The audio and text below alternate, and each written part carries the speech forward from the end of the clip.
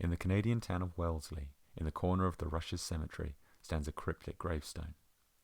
Instead of the names, dates and quotes you'd expect, this tombstone shows a grid of letters and numbers.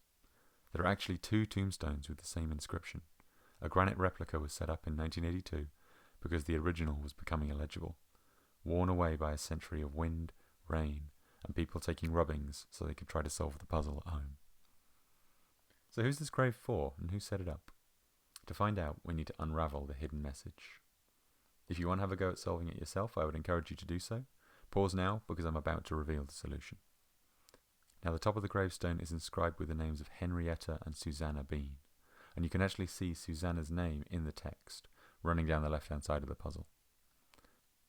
Following this up and round the corner, we see the phrase 17 days. Following that along some more, we see 2 months. Following that down, we see 23 years, and then the word aged and 1865. So we've got ages, dates, names. These are exactly what we'd expect to see on a gravestone. So we're clearly on the right track. Looking at this, we can see the puzzle is based on a spiral, but following it round doesn't decode any more of the message. So from there, if we go to the center of this square, we can find the start of the message. So the center is this I, and following it round in a clockwise direction, we see the phrase in memoriam. Now this is where it becomes a bit more complex. The next word is Henrietta, written in a zigzag pattern.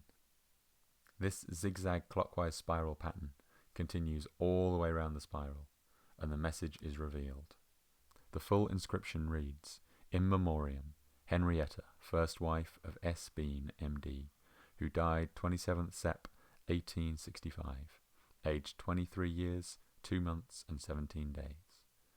And Susanna, his second wife, who died 27th of April 1867, aged 26 years, 10 months and 15 days.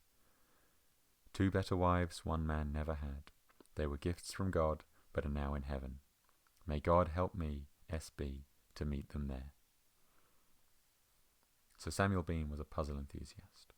Between 1865 and 1867, he married and was then widowed twice. Henrietta's funeral card had a similar puzzle, which was just a simple spiral. Since it contains much of the same information as the gravestone, I'm not going to read out the inscription here. I'll leave you to decode it yourself. Now there are 2 people that are renowned for cracking the tombstone code. The first is John Hammond. He was the cemetery caretaker for many years. He copied the inscription down one day while waiting for a funeral procession to arrive, and he worked it out over the course of several months. The second code cracker is Florence Dewar. She was interviewed by a paper in 1989, and she is quoted as saying, I started to work at it for a little amusement.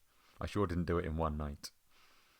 She cracked it in 1936, and she said that the caretaker had solved it before her, but it's not exactly clear when he first solved it. After Florence had solved the puzzle, she did a lot of research into Samuel Bean and his family, and she was also the driving force behind the replica tombstone. Now, while I was researching this, I read something very intriguing. On the Wellesley Township Heritage and Historical Society website, they have links to a lot of newspaper articles about the Bean Tombstone. The earliest of these comes from 1955, and there's a throwaway line about Dr. Bean, which reads, There was always some question whether he was a qualified medical man. Now, I couldn't just ignore that, could I? After some more digging, I found out that Samuel Bean got his medical certificate from the Eclectic College of Pennsylvania, which was a diploma mill.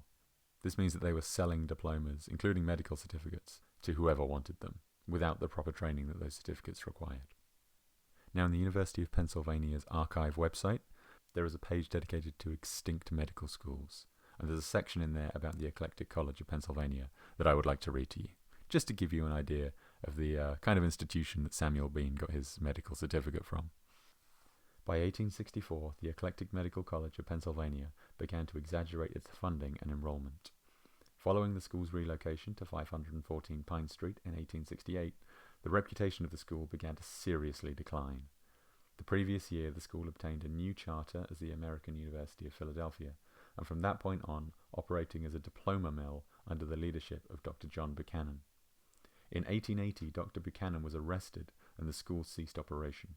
Buchanan attempted to escape prosecution by faking his own suicide by jumping into the Delaware River from the Philadelphia Camden Ferry, but he was later apprehended in Canada. Now, Dr. Bean used that medical certificate to set up a practice for surgery and midwifery, but Susanna, his second wife, died a week after giving birth. Now, everything I'm about to say is speculation.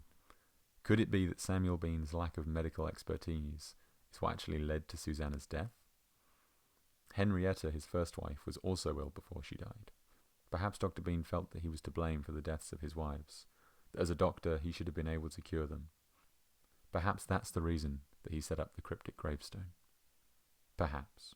But like I say, this is all speculation.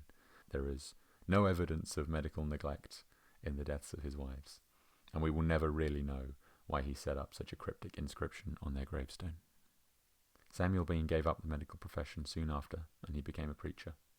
He married for a third time, and he and his new wife Annie were married for over 30 years. Samuel Bean died in 1904 when a boat capsized off the coast of Cuba. His body was never recovered. I was planning to end this video by saying that the man who set up one of the strangest gravestones in Canada himself does not have a gravestone. But I then discovered that that isn't true. He has a cenotaph in Coulter Cemetery, Florida. But as far as anyone is aware, this gravestone does not contain any puzzles.